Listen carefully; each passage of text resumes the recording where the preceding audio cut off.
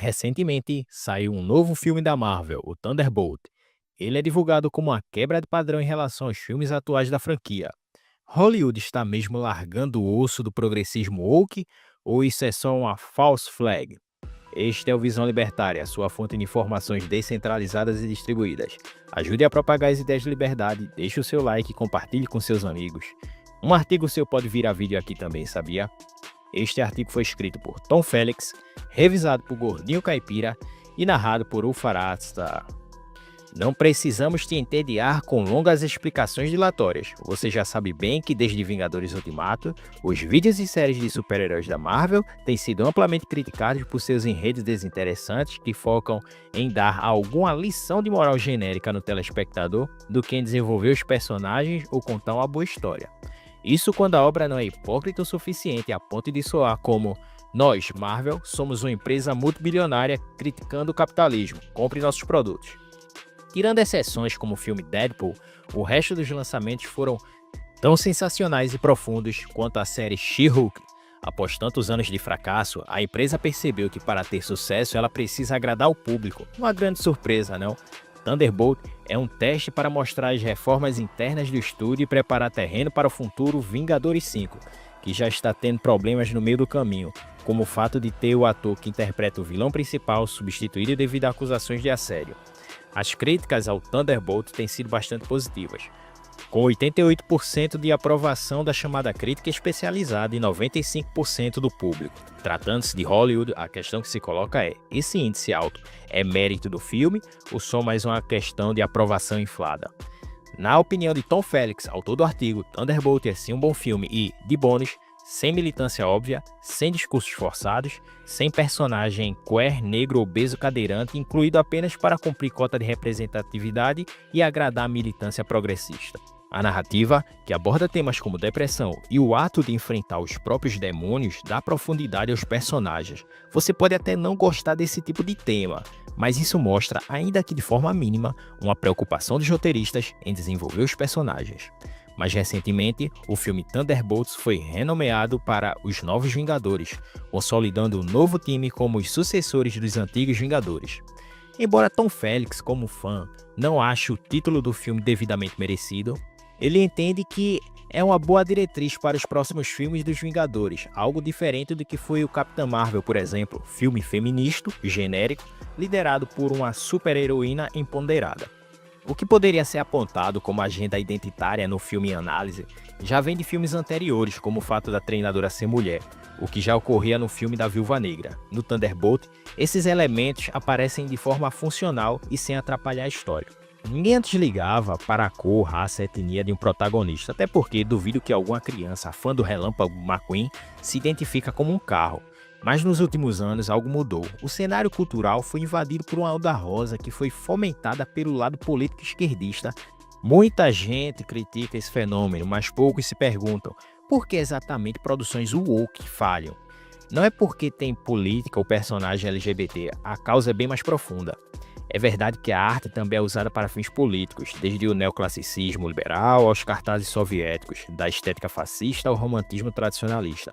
Até o FBI utilizou arte como propaganda contra a União Soviética, financiando um curta-metragem baseado no livro A Revolução dos Bichos.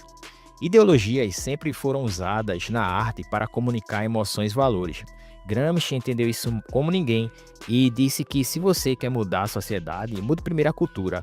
A esquerda, por sua vez, aprendeu isso muito bem também, infiltrando as ideias dela na mídia, na educação, no entretenimento, com o objetivo de naturalizá-las. O discurso esquerdista é sempre o mesmo. Eles dizem lutar contra o ódio, contra a injustiça e contra a segregação, mas no fundo essas palavras funcionam apenas como uma sinalização de virtude usada para justificar atitudes autoritárias. Embora os objetivos dos militantes esquerdistas possam parecer legítimos, na prática eles acreditam que se combatem a injustiça praticando ainda mais injustiça. Não é apenas a mensagem woke que é falha, mas o conjunto da obra woke como um todo que é falho. Mas por quê? Qual a razão? O fracasso da mídia woke não se deve à falta de representatividade suficiente ou algo do tipo. Ele ocorre porque a arte woke é desprovida de alma, não emociona genuinamente pelas histórias ou pelos personagens. Não se trata de arte ou de artistas, mas de propaganda e militantes políticos usando da arte como disfarce. Tal fato não passa despercebido pelo público, que entende ser enxergado pelos wokes como idiotas facilmente manipuláveis.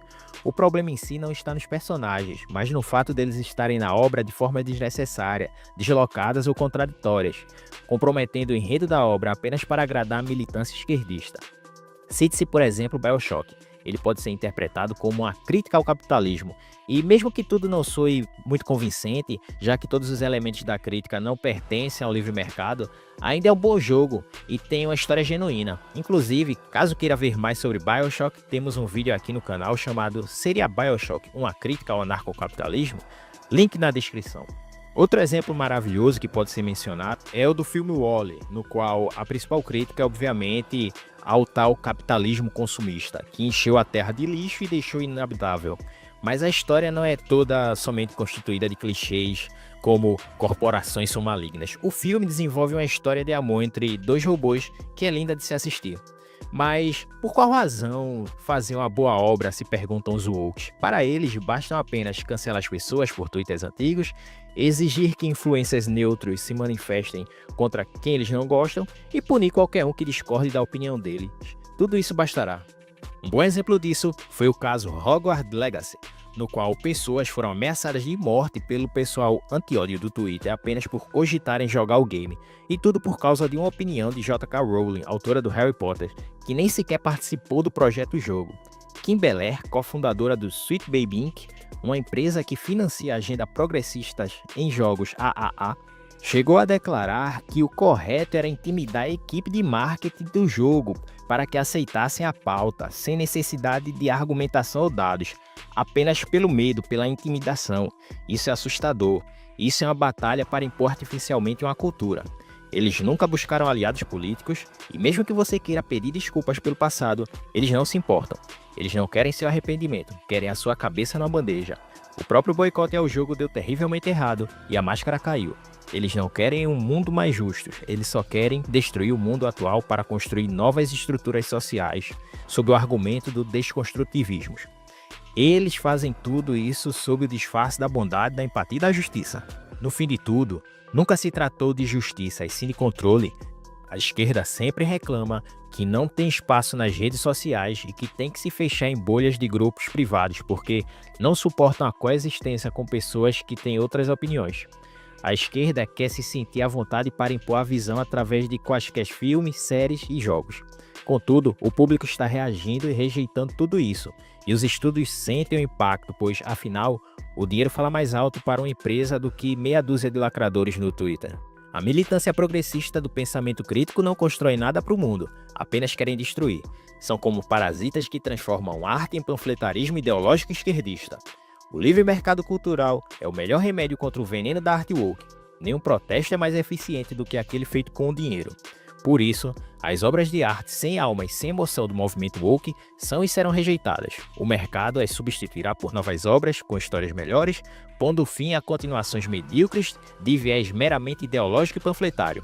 Obrigado pela audiência, esse é um canal colaborativo, participe você também. Cadastre-se agora mesmo no nosso site visãolibertaria.com e envie seus artigos por lá. Os colaboradores recebem recompensa em Bitcoin.